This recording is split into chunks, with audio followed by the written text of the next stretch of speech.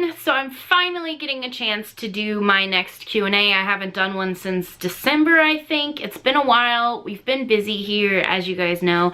This is also my first time filming in this room, sort of sitting set up in here. It looks like I'm going to need some curtains because the blinds don't block out the sun very well, but that's okay. You guys will be fine with a little bit of glare, I'm sure. So I'm just going to be taking questions from December's Q&A video. Those questions were meant to go in January's video, but obviously I didn't do January or February, and now it's March. So I'm gonna go ahead and randomly scroll and pick questions. I'm not gonna do every single question, I don't think. I'm just gonna do as many as I can in the period of time my camera will allow me. Or until I feel like the video is getting too long, whichever happens first. So let's just get started. What is your favorite animal that you own? Not specific, just the species. Probably tenrecs, or guinea pigs, for separate reasons. One, the tenrec because he is so cuddly and so sweet and so easy to bond with, because they're not scared of people. Well, at least mine's not scared of me or anything like that. And then pigs compete with that because pigs are up all the time. The rest of my animals in this room are nocturnal or crepuscular, and that means they're not really up during the day. Meanwhile, like, I'm filming this right now and it's 5 p.m. and they're wide awake running around behind me. So I definitely love that about guinea pigs. So tenrec, guinea pigs, one of them. Do you shop on Etsy, and if so, do you have favorite shops for your pets? Not so much anymore, but when I did shop on Etsy, I bought almost all of my stuff from WhimSewCool. She is actually no longer on Etsy. She's running her shop through her Facebook page. If you guys have seen my old cozy video, I need to do an updated one. But if you guys have seen the older one, then you know that almost all of my cozy items that the pets have are from Hannah at WhimSewCool. So if you guys are interested in getting some from her, she was closed for a little while because she had a baby, but now she's open again. So I'll leave a link to her Facebook page down below so you guys can check that out. Her stuff is awesome quality, and she just recently started making things for arboreal pets. So things for like chinchillas, rats, the tenrec, she can do stuff like that. So yeah, she can do the stuff for the hedgehogs, or she could do hanging stuff if you've got some animals that are into that stuff. What's the smallest cage you could get for hedgehogs? The minimum size for a hedgehog is 4 square feet.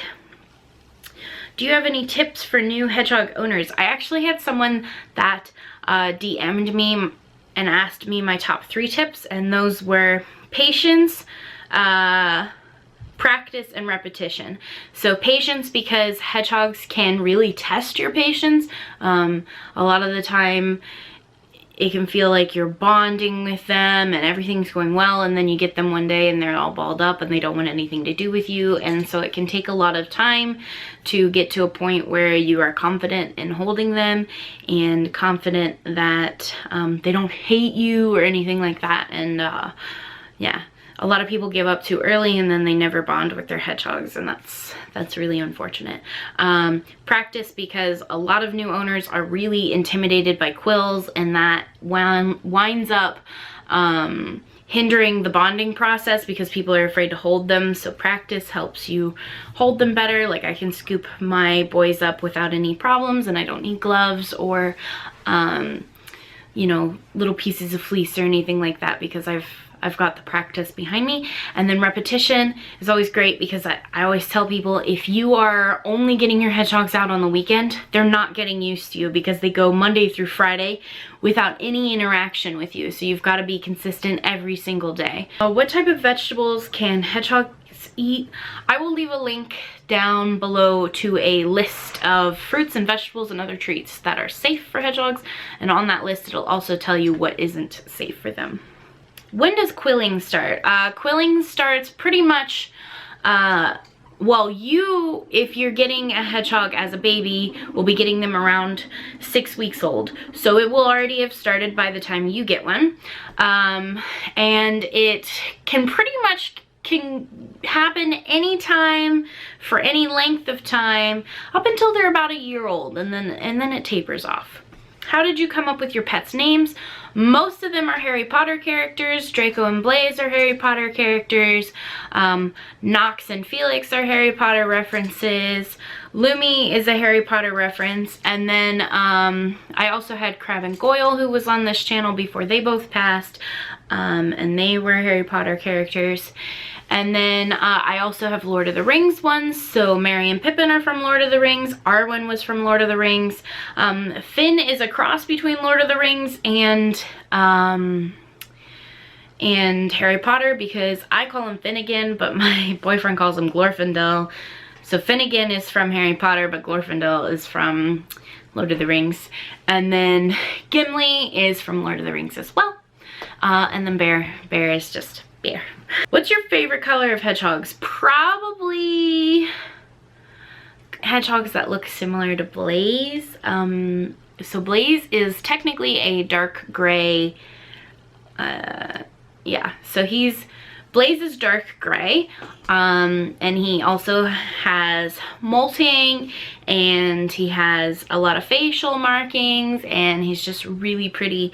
And hedgehogs that look similar to him, the dark hedgehogs, are some of my favorites. But I also really like lighter hedgehogs with the pink noses, and hedgehogs like Draco, because they tend to look kind of derpy, which is adorable.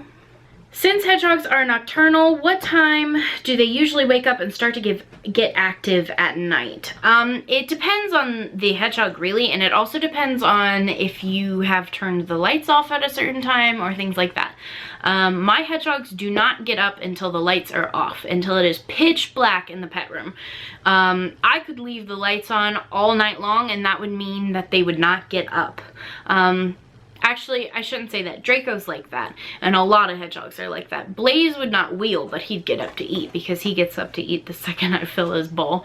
But a lot of hedgehogs will not get up if the lights are on. So it really depends on your routine and what type of routine you've got them on. So mine are pretty much up from lights out until the sun comes up, and then they go right to bed. How old are Draco and Blaze? They are both 3. I've actually answered this question before, but I think it was in my very first Q&A, so I'm going to go ahead and answer it again. What is the meaning behind your channel name?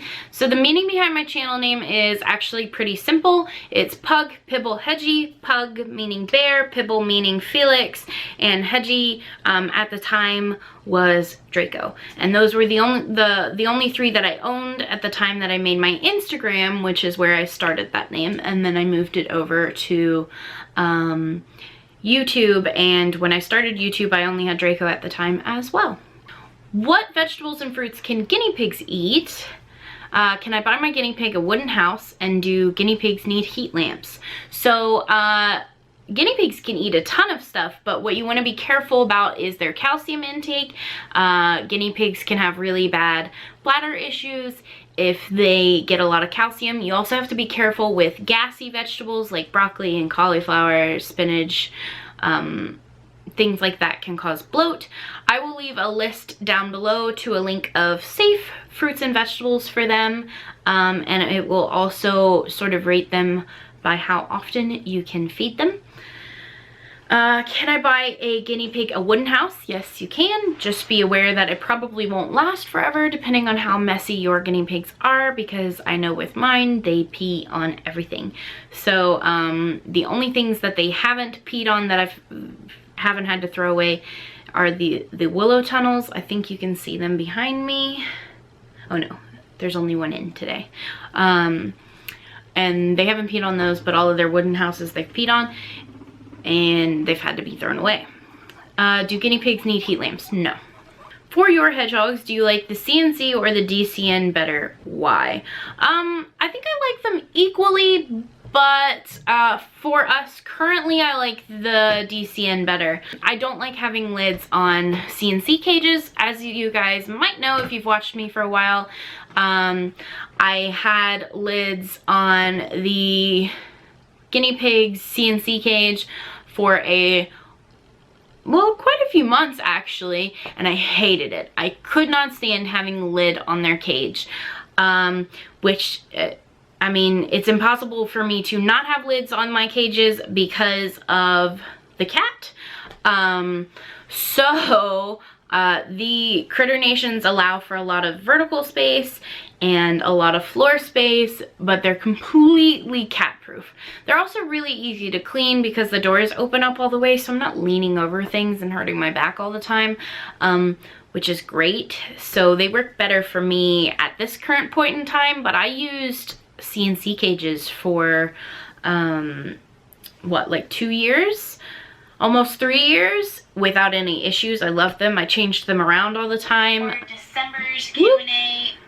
Sorry, pressed play on the last video. But yeah, I changed them around all the time. I could readjust them. They were pretty affordable to make. So they were really great. They're a lot cheaper than a Critter Nation, but ultimately Critter Nations work better for me at this point in time. Are you still mealworm farming? No, I'm not, unfortunately. If you guys don't watch my vlogs, you won't know this, but I actually gave away my full setup and just bought feeders for Finn. I don't have time to keep up with it. After the move, I lost sort of control over the farm, and there were beetles in bins that they weren't supposed to be, and it was too much for me to sort. I just didn't have the time to deal with it. And there were also ultimately a whole lot more worms than Finn could ever eat on his own, and he is the only pet that I have that is consistently eating them. I can give them to the hedgehogs and hamsters as treats, but not as a meal every day. So no, I am just going off of feeders now. But if you want to learn more about mealworm farming, a lot of what I learned is from the Facebook group Mealworm Farming and from people's videos on here. So there are plenty of resources to learn about it, I promise. I just recently got a hedgehog, and I was wondering if you recommended the single-story Critter Nation cage. I am currently using a bin cage, but I would like something better for her and for me. I love the Critter Nations, and the single stories are basically this whole bottom level here is single story ones if you took the guinea pig cages off, and I think they're great. The only thing you have to be aware of is that Critter Nations are incredibly difficult to heat. You almost have to cover the sides if you're going to use a heat lamp, or use a space heater, because your room that the hedgehog is kept in order for you to not have sides on your cages, would almost have to be at least 72 degrees in order for a heat lamp to be effective in a cage. I use a space heater currently. At our old place, I used the space heater and heat lamps so that the space heater didn't have to be on very long. Eventually, I'll put heat lamps back up in the hedgehog cage, but we just moved and I haven't had a chance to. So currently, the space heater is heating the whole room. Because they're wire, they have no insulation, so it is incredibly difficult to heat.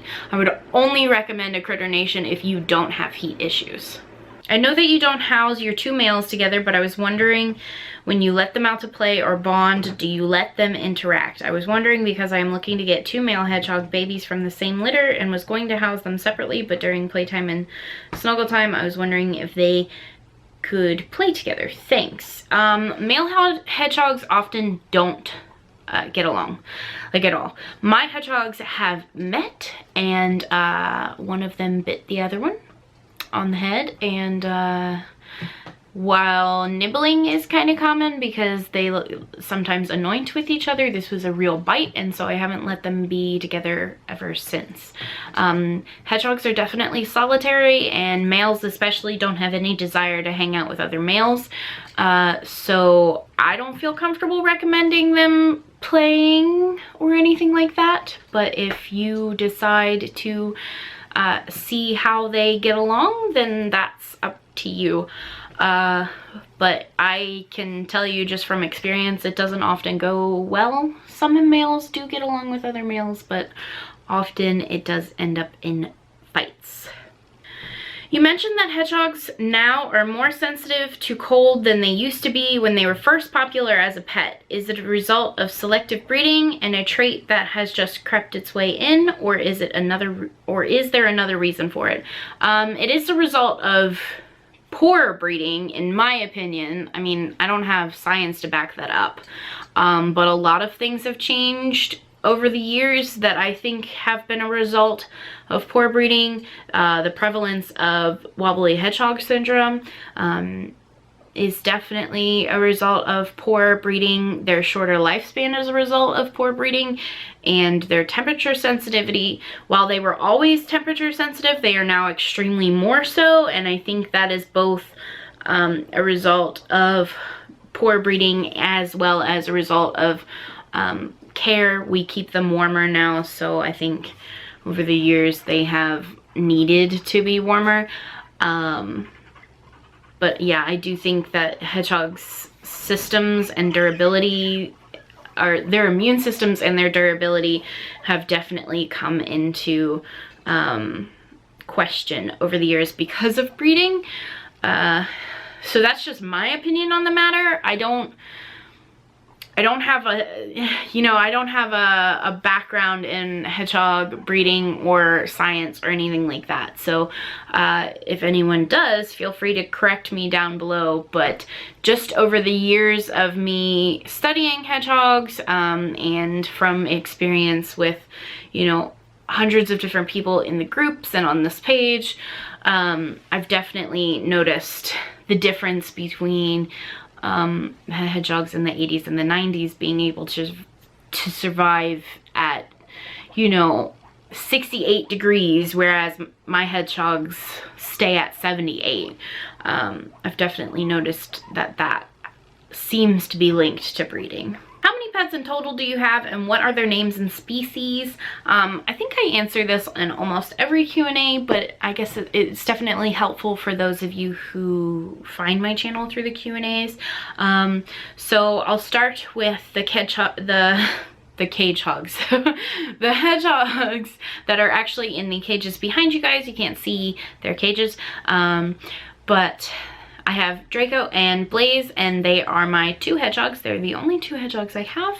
And then the top level of this cage behind me that you guys can see is Mary and Pippin, and they are guinea pigs. Over here we have Lumi, and she is a Syrian hamster, and over here we have Gimli, and he is also a Syrian hamster. And then behind me is Finn, and he is a Madagascar lesser tenrec. And then not in this room, so you can't see them, I have two dogs, Felix and Bear, and a cat named Knox. So that's 10 total. And yeah, I get this one a lot actually. How often do you give your hedgehogs a bath and clip their nails? I do it solely as needed. When I check them every day, I check to see if they're dirty and if their nails have grown too long. Usually Draco needs it about weekly-ish. He's a pretty messy hedgehog. In fact, if I got him out this morning and he had poop on his back. So yeah, which I could probably get off with a baby wipe, but not very effectively. So he needs his baths probably about once a week. But Blaze doesn't really need baths very often. And in fact, the only reason he gets baths as often as he does, which is about twice a month, is because he needs his nails clipped. And Blaze does not like having his nails clipped at all. So the best way to do it is in the bath for me. So yeah, he also happens to give me hedgie hives. You guys may have seen that in one of the vlogs, which is sort of a rash that you can get from their quills, and that is just from having dirt on them. So he doesn't look physically dirty, but when he is dirty, I can always tell because he gives me rashes. So yeah, just as needed. If your hedgehog looks dirty, maybe it needs a bath. Maybe it needs a baby wipe. You never know. And if their nails, the only parts of their nails that need clipped are the white parts. The same as like human nails. So if they start to get too long, you cut them off. How do you feel about using a Snuggle Safe as a heat source for a hedgehog instead of a lamp? I actually have a Snuggle Safe and I use it for emergency heating. It's not going to work as a heat source to keep them warm because it only heats that section of the cage. It doesn't heat the whole cage. So if your hedgehog gets up and gets on its wheel, it's going to get cold. If it goes to eat, it's going to get cold. So yeah, it basically only heats that one small section of its cage. I don't know if you guys heard it, but Draco is sleeping right now and he is actually snoring. Oh, he stopped. So that's all the questions I'm going to be answering in today's video because my memory card is yelling at me that it needs emptied. So yeah, if your question wasn't answered in this video, go ahead and leave it in the comments of this video and I will answer it in the next video that I do of a Q&A. Let me guys know also if you're interested in live Q&As. People do those a lot lately and I thought it might be interesting. I've done a couple on Instagram, but Instagram definitely has more of a limited audience on it, and also Instagram definitely deletes all the live videos directly after they have been put up so people can't see them later on. So if you guys are interested in live, let me know. And yeah, until then, thanks for watching and I will see you guys in my next video. And don't forget to leave questions for the next Q&A down below. All right, bye guys.